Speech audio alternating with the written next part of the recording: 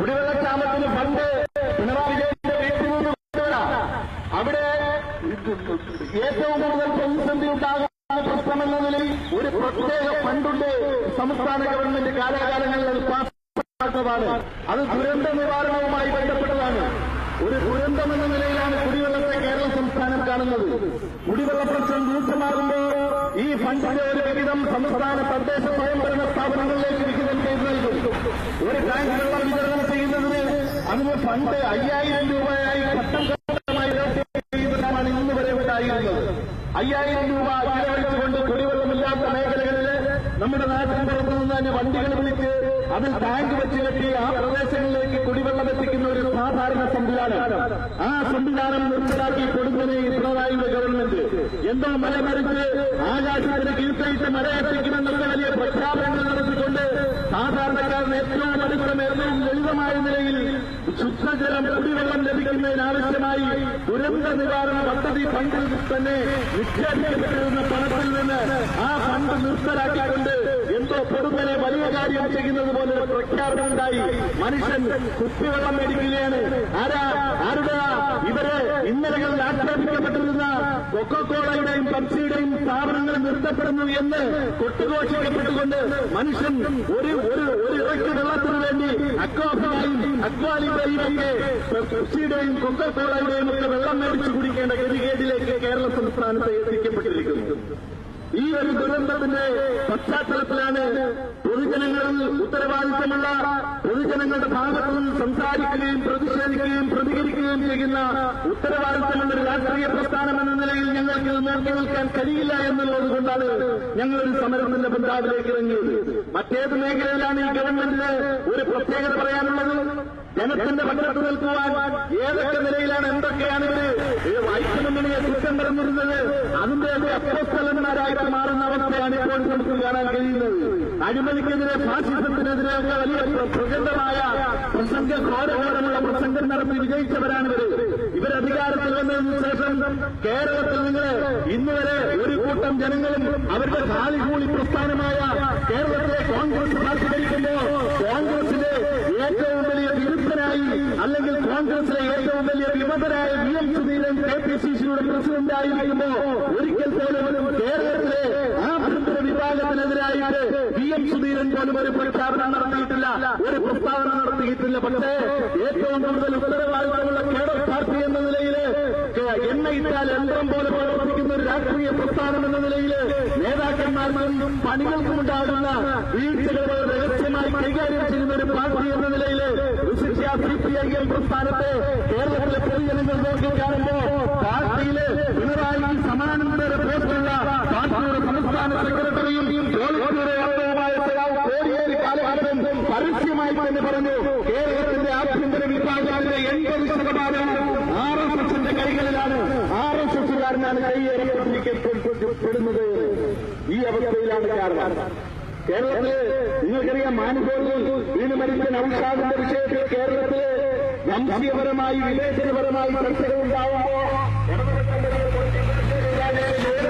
ആളുകളാണ് എന്ന് കൊട്ടിഘോഷിക്കപ്പെട്ടു. അങ്ങനെ കൊട്ടിഘോഷിച്ചുകൊണ്ട് ന്യൂനപക്ഷ സംരക്ഷണത്തിന്റെ മൂടുപട പടഞ്ഞുകൊണ്ട് അധികാരത്തിൽ വന്നതിന് ശേഷം ശക്തമായ ന്യൂനപക്ഷ ധ്രുവീകരണം ഉണ്ടാക്കിയ കേരളത്തിലെ ന്യൂനപക്ഷങ്ങളെ വിശിഷ്യ മുസ്ലിം സമുദായത്തിൽപ്പെട്ട ആളുകളെ RSSകാരൻ തലനോക്കി വെട്ടിവീഴ്ത്തപ്പെടുമ്പോൾ എന്തായിരുന്നു ഈ ഗവൺമെന്റിന് പറയാനുണ്ടായിരുന്നത്? ഇന്നുവരെ കേരളത്തിന്റെ രാഷ്ട്രീയ ചരിത്രത്തിൽ ഇന്നുവരെ അപൂർവമായി മാത്രം മതപരമായ വിവേചനത്തിന്റെ പേരിൽ കൊല്ലപ്പെട്ട സംഭവം ഉണ്ടായിരിക്കുന്നത് അപൂർവമാണ്. കോടതി പേരുകൾ വീക്ഷിക്കപ്പെട്ടിട്ടുള്ളത് അങ്ങനെയാണ്, അപൂർവ സംഭവം എന്ന നിലയിലാണ്. ഒരാൾക്ക് ഭരണഘടനാദത്തമായി ഇന്ത്യ രാജ്യത്തിന്റെ ഭരണഘടനയുടെ 25 മുതൽ 34 വരെയുള്ള ആർട്ടിക്കിളുകൾ വളരെ വ്യക്തമായി പറയുന്ന മതപരമായ ഏത് മതത്തെയും ഉൾക്കൊള്ളുവാനുള്ള അവകാശമുണ്ട്, ഏത് മതത്തെ ഭരിക്കാനും ഏതുതരം വിശ്വാസം കൊണ്ടുനടക്കുവാനുള്ള അവകാശമുണ്ട്. ആ അവകാശം ഭരണഘടന അനുസൃതമാണ്. ഇന്ത്യ രാജ്യത്തെ ഒരു പൗരൻ എന്ന നിലയിൽ ഒരുക്കിയുള്ള ഒരു അനിൽകുമാർ മുസ്ലിമായി ഇവിടെ ഏതെങ്കിലും ഒരു രാഷ്ട്രീയ പ്രസ്ഥാനത്തിന്റെ ഏതെങ്കിലും ഒരു മതസംഘടനയുടെ ഏതെങ്കിലും ഒരു വ്യക്തിയുടെ ഏതെങ്കിലും ഒരു മുസ്ലിം പണ്ഡിതന്റെ പ്രചോദനത്തിന്റെ വാഗ്ദാനത്തിന്റെ പിൻവലിക്കുന്ന ഭാഗമായി മറിച്ച് സ്വയം പഠനത്തിന് വിധേയമാക്കിക്കൊണ്ട് അയാൾക്ക് വിശ്വാസം ഇസ്ലാമാണ് എന്ന് അയാൾക്ക് സ്വയം ബോധ്യമായതിന്റെ അടിസ്ഥാനത്തിൽ ഇന്ത്യ രാജ്യത്തിന്റെ അതിർവരമ്പുകൾക്ക് അപ്പുറത്ത് വെച്ച് ഇസ്ലാം മതം സ്വീകരിച്ചുകൊണ്ട് ഇന്ത്യയിലേക്ക് തിരിച്ചു വരപ്പെട്ടു.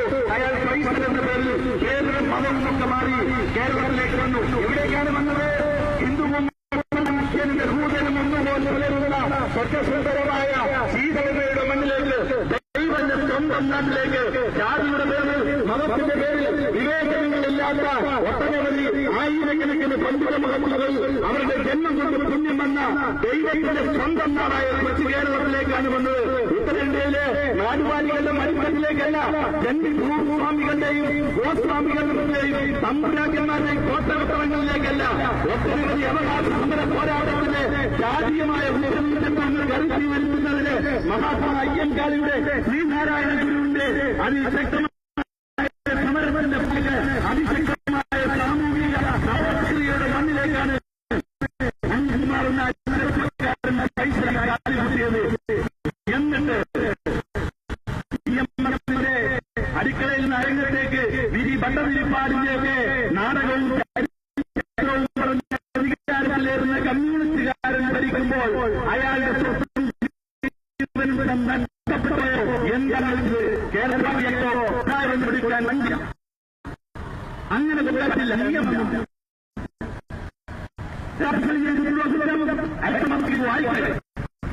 ആയിക്കോട്ടെ, അങ്ങനെ അയാള്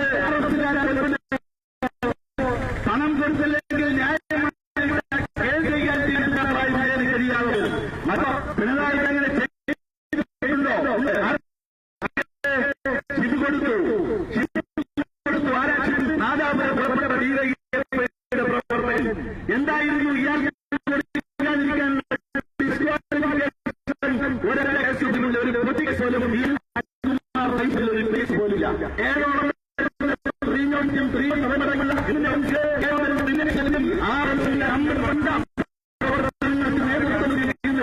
ചെറുപ്പക്കാരുടെ കലാപരാധികളിലെ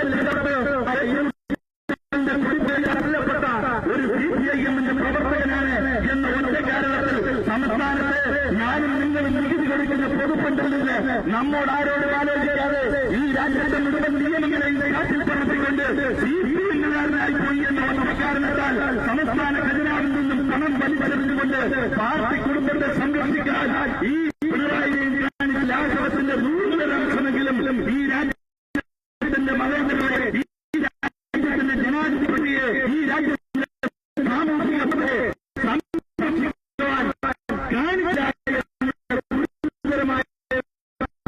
പറയുമ്പോൾ അന്ന് ഈ രാജ്യത്തിന്റെ സാമൂഹിക മനസ്സാക്കുന്നതും ഈ കേരളത്തിൽ സാമൂഹിക ബോധത്തിന് വിരുദ്ധവും ചുരുക്കത്തിൽ ഈ ഗവൺമെന്റ്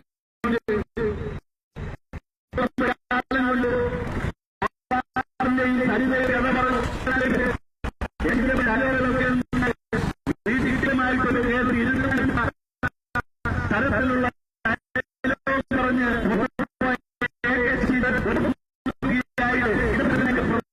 പ്രതീകമായിട്ടാണ്. അതല്ലല്ലോ ഇടപെട്ട കൊമ്പനായിരുന്നു ജയരാജൻ.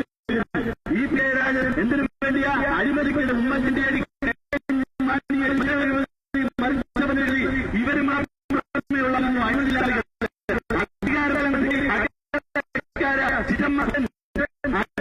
പശ്ചാത്തലങ്ങളെയും സമസ്തയിലെ ഉച്ചിക സ്ഥാനങ്ങളിലും നഗരന്മാരോട് ചെയർമാൻമാര് പിണറായി വിജയൻ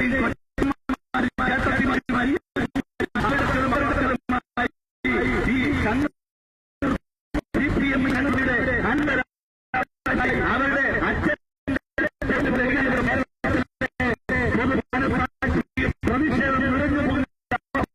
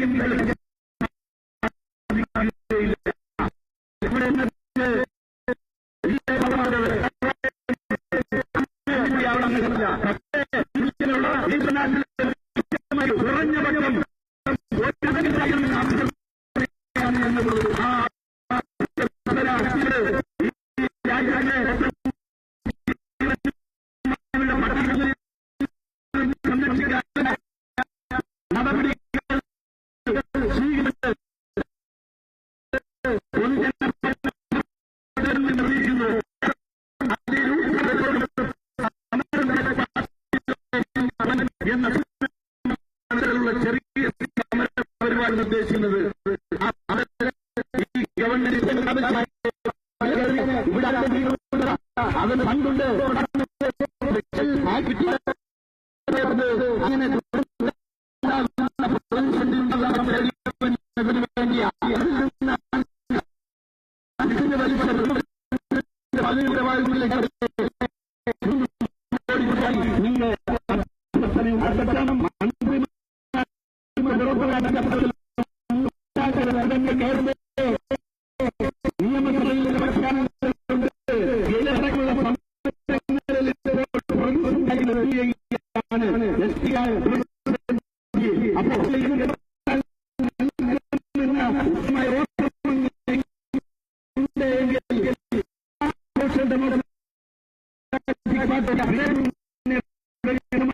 പറയുന്നു